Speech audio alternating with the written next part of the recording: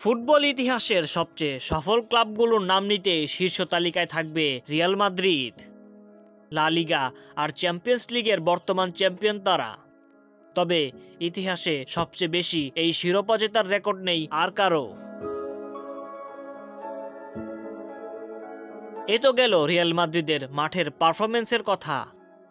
এবার মাঠের বাইরের পারফরমেন্সেও বাকি সবাইকে পথ দেখাচ্ছে স্প্যানিশ ক্লাবটি। রিয়াল মাদ্রিদ ইতিহাসের প্রথম ফুটবল ক্লাব যারা এক মৌসুমে 1 বিলিয়ন ইউরো আয়ের রেকর্ড গড়েছে। ভিনিসিয়াস এমবাপ্পেদের ক্লাবটি প্রথম ক্লাব হিসেবে এক বছরে 1 বিলিয়ন বা 100 কোটি ইউরো আয় করেছে।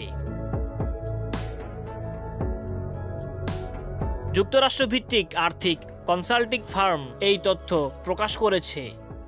রিয়াল মাদ্রিদ তাদের স্টেডিয়াম সান্তিয়াগো বার্নাবু সংস্কার করায় ক্লাবটির আয় বেড়েছে বলে জানিয়েছে ডেলোয়েট। গত মৌসুমে লা লিগা ও চ্যাম্পিয়ন্স লিগ শিরোপা জিতেছে রিয়াল মাদ্রিদ। ওই মৌসুমে 104 কোটি 55 লাখ ইউরো আয় করে ডেলএইচ মানি লিগের শীর্ষে মাদ্রিদের ক্লাবটি। সর্বোচ্চ আয়ের তালিকায় দ্বিতীয় স্থানে রয়েছে ইংলিশ প্রিমিয়ার লিগের ক্লাব ম্যানচেস্টার সিটি। 2023-24 মৌসুমে তাদের আয় 83 কোটি 80 লাখ ইউরো। তৃতীয় স্থানে রয়েছে ফরাসি ক্লাব পিএসজি। গত মৌসুমে তারা আয় করেছে 80 কোটি 6 লাখ ইউরো।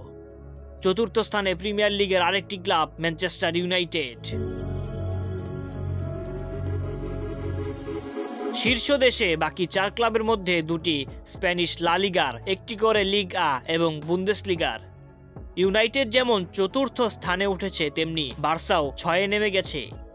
নিজেদের স্টেডিয়াম ক্যাম্প নু সংস্কার করায় সেখান থেকে আপাতত সরে গিয়ে অলিম্পিক স্টেডিয়ামকে ঘরের মাঠ বানিয়েছে বার্সা। ম্যাচ ডেতে সেখান থেকে তুলনামূলক কম আয় করে ক্লাবটি।